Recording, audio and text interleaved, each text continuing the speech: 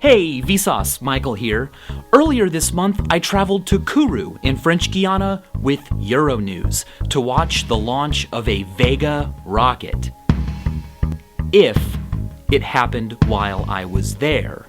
Waiting at the observation point with only minutes to go, the launch was postponed because of weather. Even though the rocket scientists were using Comic Sans, the rocket didn't take off until the day after I had to be back in London. But it made me think, we can send satellites into orbit and people to the moon and predict solar eclipses thousands of years into the future, but yet we cannot reliably predict which way the wind will be blowing in the next hour or so.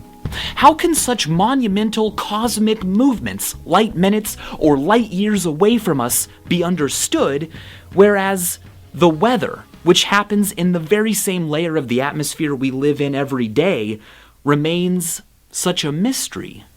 Well, it has to do with the limits of what we know and what we can know. Planetary positions and terrestrial weather in the future are determined by their initial conditions. But over a short timescale, predicting the future position of a planet involves fewer variables than the weather. In order to accurately predict the weather, you need to know the complete and exact conditions of every molecule of air on Earth, how those molecules will interact with each other and the Earth, and how they will feed back and influence themselves by changing other molecules. This makes it incredibly difficult to predict the weather more than a week in advance. And this problem isn't going to go away.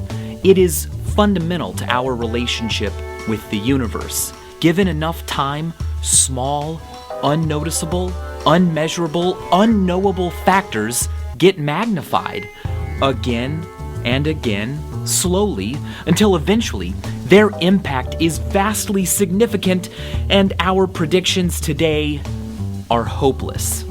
Neil deGrasse Tyson mentions this in his brilliant Death by Black Hole, where he points out that the recoil from the launch of a single space probe can influence our future in such a way that in about 200 million years, the position of Earth in its orbit around the Sun will be shifted by nearly 60 degrees. Edward Lorenz gave this phenomenon its popular name: predictability. Does the flap of a butterfly's wings in Brazil set off a tornado in Texas? The butterfly effect. A small change, like a butterfly deciding to flap its wings, can lead to a whole chain of events where bigger and bigger processes change just enough to lead to even more significant changes until finally an entire storm occurs somewhere different or not at all. The discipline that such thinking kickstarted is known as chaos theory, when the present determines the future, but the approximate present does not approximately determine the future. To us, the universe is full of if, but all things considered, we are pretty good at predicting the future and preparing for it. But some things are or were prepared for a future that hasn't occurred yet or never did. And knowing more about those things sheds amazing perspective on the limits of our knowledge. Speaking of limits, let's begin with your life. Carpe Diem, an online tool that, when given your birth date, uses the latest life expectancy data to give you back a grid of squares. One square represents 1 week, 7 days. The lighter ones are the weeks that you have already been alive. The darker ones are what you have left. Check sleep to see how many of your previous and future weeks will be spent sleeping. Of course, it's just an approximation. It's difficult to know if you will have more or fewer weeks to come. It's hard to know when it will all end. It's even more difficult to document unless you are Reynaldo Dagsa, a councilman from the Philippines who took this photo of his family on New Year's Day, at the very same second that he was assassinated. The photo was later used to catch the killer.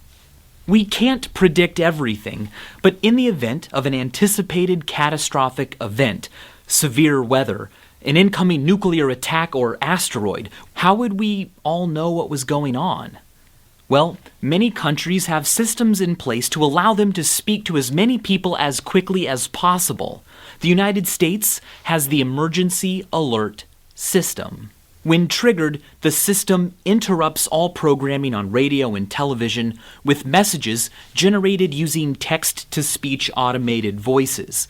The warning tones are known, so what's kind of scary is that today we can take a peek and see what it would look like and what it would sound like if a catastrophic event occurred. In this example, a nuclear attack that threatened life across the entire country.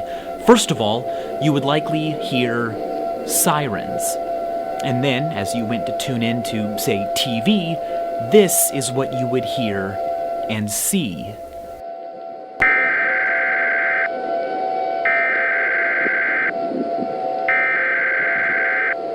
We interrupt our programming. This is a national emergency. The following message is transmitted at the request of the United States government. This is not a test. A nuclear attack is occurring against the United States. 4 nuclear missiles have been launched from unknown locations and are expected to strike the United States within the next 15 minutes. Due to the uncertain tracks of these missiles, all residents of the United States should seek out and prepare to take shelter immediately. Stand by for a message from the President of the United States. If a catastrophic event occurred of global proportions, what would humanity do next? Well, there might be survivors, people hidden away in fortresses that we have built, like the North American Aerospace Defense Command, NORAD, built into solid granite, shielded by steel plating to protect computer systems from electromagnetic pulses, and supported on springs so as to safely sway in the event of an earthquake. NORAD can protect humans and equipment from a 30-megaton nuclear blast just a mile away. After the event, it's places like this that would literally be humanity's last best chance of continuing life. The Svalbard Global Seed Vault is on the Norwegian island of Spitsbergen. Buried 390 feet inside a mountain, it safely stores and protects 250 million individual seeds for growing plants and crops if their vulnerable living relatives on the surface are all destroyed. Soviet technology existed to put people on the moon. Of course, they never did. If Russia had sent men to the moon, they would have walked around on it looking like this. The Krishit 94 was designed in 1967 but never used for Soviet manned lunar excursion. Russia did, however, send the first man into space and the first woman into outer space. They also sent the first dog into orbit around Earth. Unfortunately, the dog died soon after launch due to overheating, but later they sent Belka and Strelka, dogs on a rocket full of living organisms that became the very first to orbit the Earth and return to Earth alive. You can still see them today. The Moscow Cosmonautics Memorial Museum has the 2 dogs preserved, stuffed and on display as physical relics of Earthlings growing up and leaving their planet. I was also lucky enough to visit a restaurant in Moscow with menus, that used Comic Sans. Oh, and I ate a star dog, which in the Cyrillic alphabet looks like it's called Crapdosis. The United States, of course, did send people to the moon, but recently we have learned that NASA, at the time, didn't know with the same certainty as other variables whether the first men on the moon would be able to leave. Just 2 days before humanity's historic moon landing, William Safire was asked to prepare a speech for President Nixon to read on television to the world if Buzz Aldrin and Neil Armstrong became stranded on the moon. 30 years later, William Safire explained that Aldrin and Armstrong were supposed to reunite with the command module orbiting the moon. But if they couldn't, and it was a good risk that they couldn't, then they would have to be abandoned on the moon, left to die there. And Mission Control would then have to use their euphemism, close down communication. And the men would have to either starve to death or commit suicide. And so we prepared for that with a speech that I wrote. And the president was ready to give that. Luckily, Nixon never had to deliver the moon disaster speech, but to read it today, thinking of those two guys still alive on the surface of the moon, knowing that they will never get back to Earth, is chilling. Included in that speech were these lines: "Fate has ordained that the men who went to the moon to explore in peace will stay on the moon to rest in peace. These brave men, Neil Armstrong and Edwin Aldrin, know that there is no hope for their recovery, but they also know that there is hope for mankind in their sacrifice." In ancient days, men looked at the stars and saw their heroes in the constellations.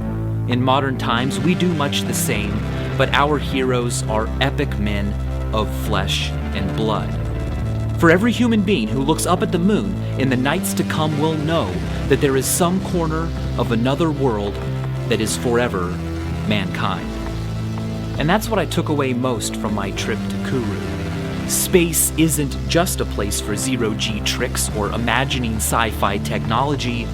Space is ever expanding and full of corners of other worlds that could one day become mankind's, if we choose to. And that doesn't minimize Earth.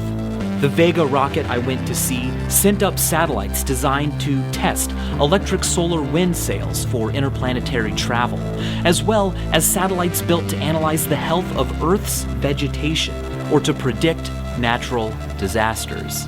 Just as our bodies benefit from having doctors and instruments beyond them that can probe, investigate, and diagnose, so does the Earth.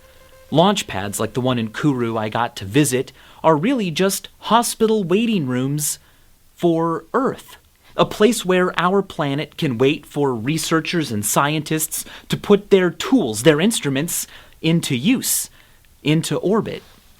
We may never know if something will or will not happen, but by pursuing space, corners of other worlds, we gain a perspective that can help us shrink the size of that mysterious and often frightening if.